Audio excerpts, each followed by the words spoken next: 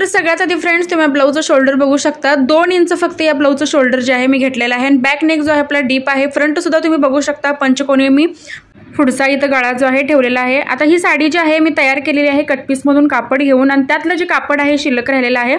So मी त्याचं जे blouse आहे तर ते रेडी करून दाखवणार आहे। पॅडेड ब्लाऊज आहे, पंचकोनी गळा आहे आणि एकदम शोल्डर जे आहे मी एकदम कमी ठेवणार आहे या ब्लाऊजसाठी, म्हणजे 2 इंचचे जे शोल्डर आहे मी ठेवणार आहे।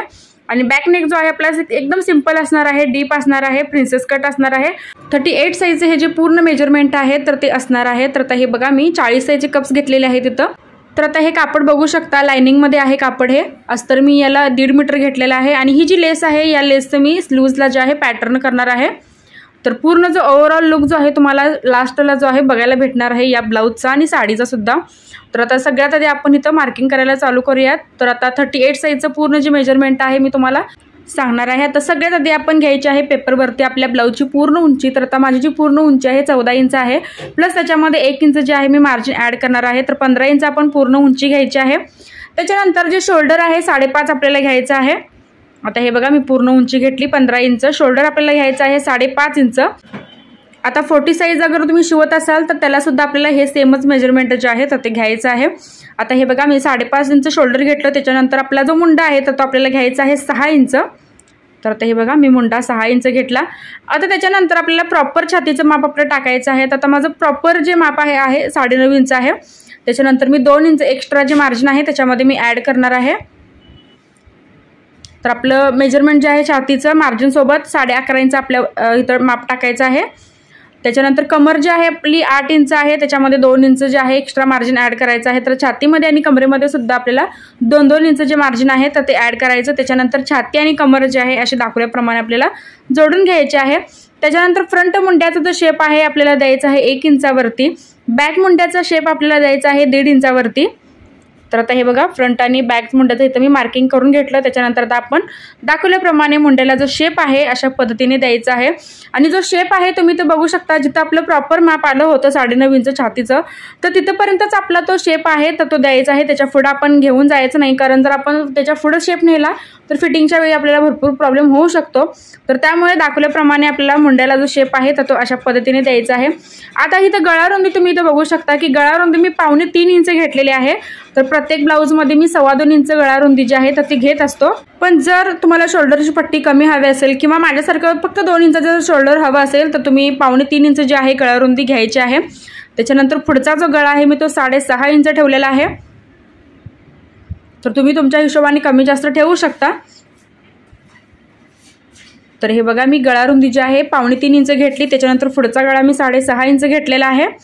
आता याला मी पंचकोनी आकार जो आहे देत आहे आणि तो सुद्धा तुम्ही बघू शकता मी एकदम पसरट काढलेला आहे पुढचा गळा सुद्धा।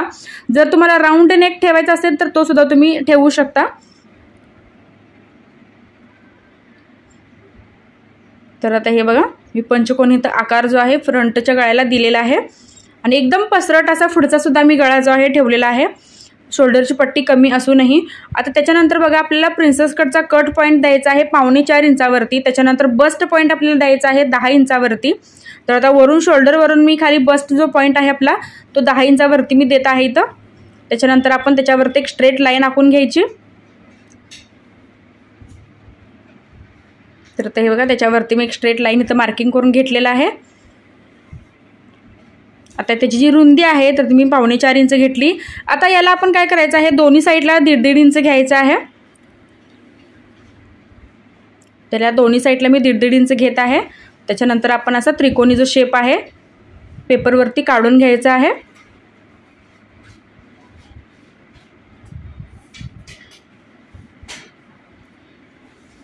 तर हे बघू शकता की दोन्ही साईडला आपण 1.5 इंच घेतलं। आता प्रिन्सेस कटच्या नेहमीच्या ब्लाऊजमध्ये आपण काय करतो की मुंड्याच्या वरती आपण 1.5 किंवा 2.25 इंच घेऊन मग प्रिन्सेस कटचा जो आकार आहे तर ते देत असतो। पण या ब्लाऊजला काय होतं की आपण एकतरी गळा रुंदी जी आहे आपण जास्त घेतलेली आहे, त्याच्यामध्ये आपला जो गळा आहे आपण भरपूर असा पसरट केलेला आहे।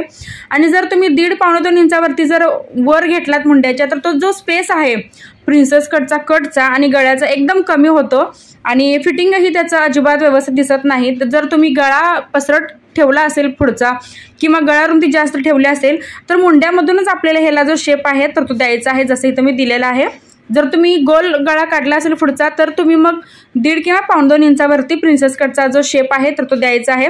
किंवा जर तुम्ही वेगळा कुठला आकार दिला, जसा इथं मी पंचकोनी दिलेला आहे, किंवा जर पुढच्या गळ्याचा तुम्ही वेगळा कुठला आकार दिला तर प्रिन्सेस कटचा जो शेप आहे आपल्याला मुंड्यामधूनच काढायचा आहे, जसा इथं मी काढलेला आहे। तर आता आपले हे पूर्ण पेपरवरती जे मार्किंग आहे तर ते आपलं करून घेतलेलं आहे। तर सगळ्यात आधी आपण बॅक मुंड्याचा जो शेप आहे पेपरवरती कट करून घ्यायचा आहे।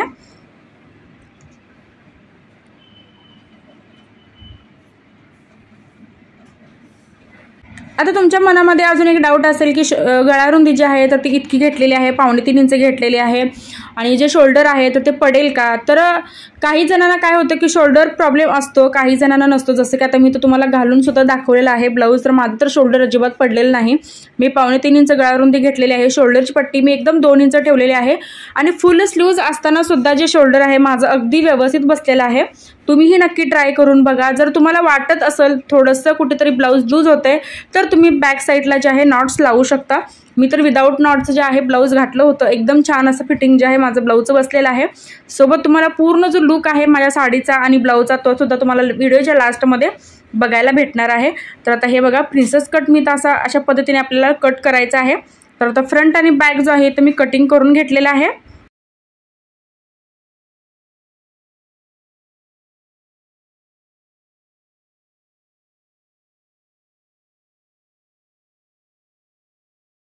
आता बॅक पार्ट सुद्धा आपण इथं कट करून घेऊयात। तर जसं आपण पुढची गळा रुंदी घेतली 2.5-3 इंच, तसेच मागची सुद्धा आपल्याला गळा रुंदी जी आहे 2.5-3 इंच घ्यायची आहे।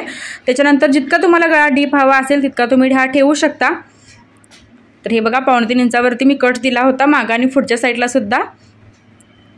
आता 10.5 वरती मी जो गळा आहे मी काढत आहे बॅक साईडचा।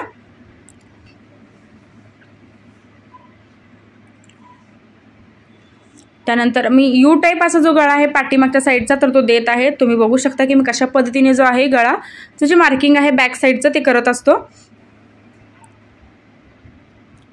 थोडासा व्यवस्थित शेप यायसाठी मी थोडंसं जे आहे खाली घेतलेलं आहे बॉटमला गळ्याच्या। तर मी आणखीन थोडा जो गळा आहे पसरत ठेवत आहे इथं।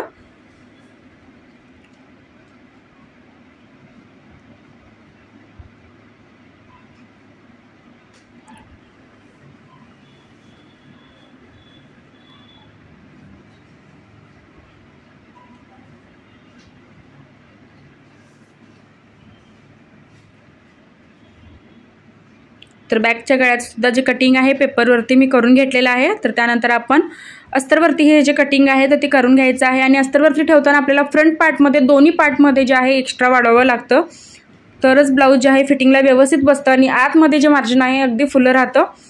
तर आता आपण सगळ्यात आधी इथं आपला जो बॅक पार्ट आहे तर तो कट करून घेणार आहोत। बॅक पार्ट जो आहे आपण कशामध्येही काहीही वाढवायचं नाही। तर मला भरपूर कमेंट पण येतात की तुम्ही बॅकच्या टक्समध्ये एक्स्ट्रा जे मार्जिन आहे अस्तरवरती ठेवत नाही, तर मी ठेवत नाही कारण जो टक्स आहे मी एकदम कमी घेतो बॅक साईडचा, तर त्याच्यामुळे मी एक्स्ट्रा मार्जिन जे आहे बॅक पार्टसाठी मी कोणतंच वापरत नाही।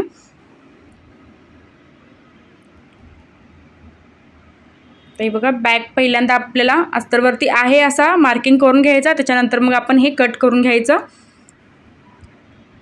आता अस्तरचे जे आहेत ते मी डबल पार्ट जे आहेत काढणार आहे, म्हणजे अस्तरचे मी 4 पार्ट जे आहेत काढणार आहे फ्रंटचे, कारण मी एक जो आपला पार्ट आहे प्रिन्सेस कटचा तो मी लावणार आहे कप्सला आणि दुसरा जो आपण लावणार आहोत मेन कापडाला।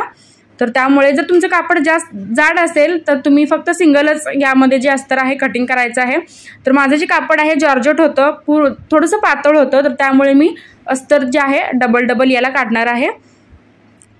अगर तुम्ही विदाऊट कप्स जर शिवत असाल तरी सुद्धा हे जी फिटिंग आहे अगदी व्यवस्थित बसतं।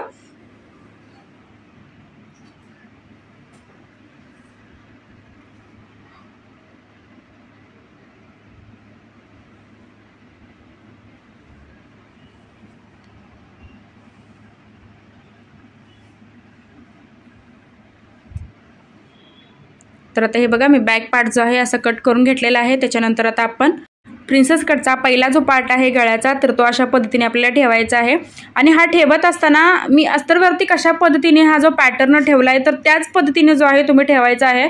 तर यामुळे काय होतं की एकतरी हा अस्तरवरती ठेवल्यानंतर याची गळा रुंदी जी आहे अस्तरवरती कमी होते आणि ब्लाऊज अंगामध्ये घातल्यानंतर एकदम टाईट बसतो शोल्डरमध्ये। तर त्यामुळे मी प्रत्येक व्हिडिओमध्ये मी तुम्हाला सांगत असतो की अस्तरवरती ठेवताना जसं मी अस्तरवरती हा जो पॅटर्न ठेवलेला आहे तसाच तुम्ही ठेवायचा आहे आणि कट करायचा आहे। आता हे बघा,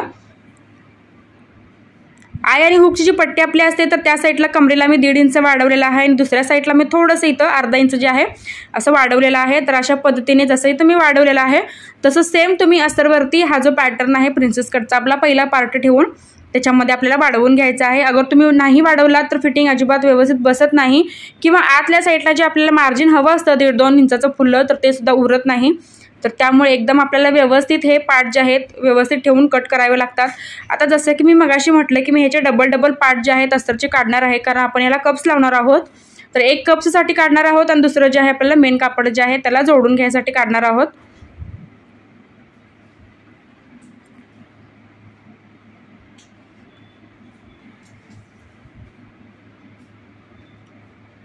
तर आता हे बघा,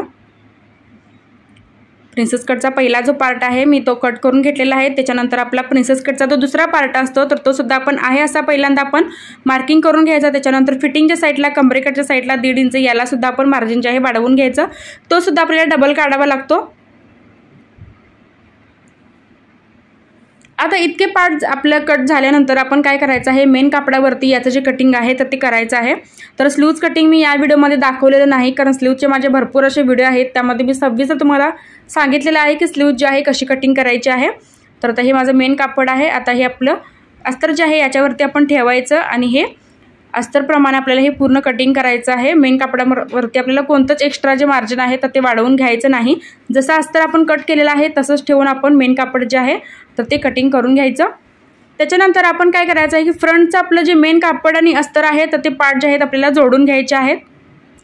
तर आता हे बघा, हे दाखवल्याप्रमाणे हे जे पार्ट्स आहेत आपल्याला असे जोडून घ्यायचे आहेत। तर आता आपण इथं अस्तरचा जो प्रिन्सेस कट आहे तर तो इथं जोडून आपण घ्यायचा आहे। तर आता हे बघा, फ्रंट मी इथं कट करत आहे।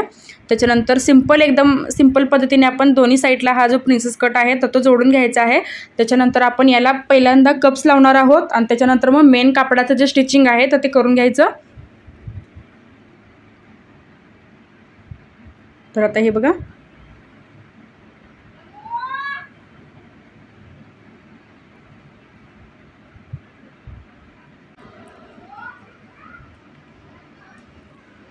तर आता हे बघा, दोन्ही पार्ट जे आहेत आपल्याला अशी व्यवस्थित तयार करून घ्यायचे आहेत। त्याच्यानंतर आपण कप्स लावायचे आहेत।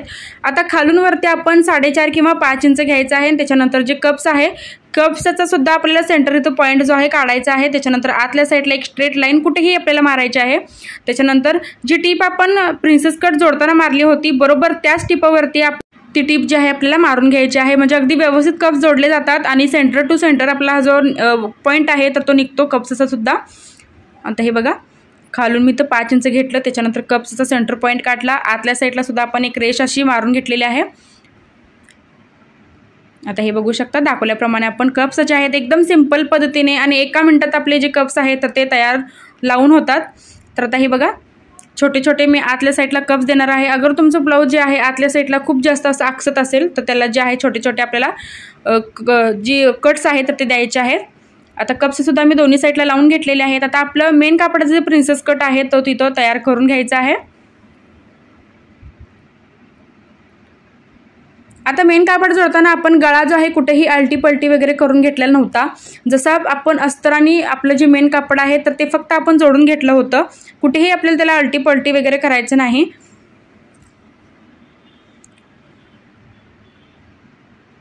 तर आता हे बघा, आता आपण सगळ्यात आधी इथं गळा तयार करून घेणार आहोत। पंचकोनी इथं मी गळा काढलेला आहे, छोटे छोटे याला कट सुद्धा द्यायचे आहेत। आता अस्तरचा जो पार्ट आहे आतल्या साईडला आपण असा फोल्ड करून घ्यायचा, त्याच्यानंतर त्याच्यावरती आपल्याला एकदम कॉर्नरला दाबटीप द्यायची आहे आणि आता आपण याला चारी बाजूने जे आहे टिपा मारून घ्यायचे आहेत, म्हणजे आपलं जे अस्तर आहे आणि आपलं जे मेन कापड आहे तर ते पूर्ण जॉईंट करून घ्यायचं आहे आपल्याला। तर आता हे बघा, ह्याचं फिनिशिंग बघू शकता, एकदम छान असं आपलं ह्याचं फिनिशिंग जे आहे तर ते आलेलं आहे। तर वरून सुद्धा आपण मुंड्यापासून सुद्धा प्रिन्सेस कट जे आहे अस्तरचा आणि मेन कापडाचा तर तोही एकदम व्यवस्थित आणि परफेक्ट यायला हवा। तर आता हे बघा, फक्त 2 इंच आपलं जे शोल्डर आहे तर ते आलेलं आहे। सेम दुसरी बाजू जी आहे आपल्याला सेम अशीच तयार करून घ्यायची आहे। त्याच्यानंतर दोन्ही जे पार्ट्स आहेत आपण असे एकमेकांसमोर ठेवायचे आहेत आणि आय आणि हुकची पट्टी लावण्या अगोदर आपल्याला काय करायचं आहे तर ते ठेवून जर कुठली बाजू एक्स्ट्रा झाली असेल तर ते दोन्ही समान करायचे आहेत. तर बॉटम दोन्ही समान करूनच मग आपण ह्याला आई आणि हुकची पट्टी लावणार आहोत आणि त्यानंतर कमरपट्टी आपण जी आहे याला जॉईंट करणार आहोत. तर फ्रेंड्स, आजचा व्हिडिओ तुम्हाला कसा वाटला हे कमेंटमध्ये नक्कीच सांगा. काय डाऊट असेल तर तेही तुम्हाला कमेंटमध्ये विचारू शकता आणि व्हिडिओ शेवटपर्यंत बघितल्याबद्दल अगदी मनापासून धन्यवाद.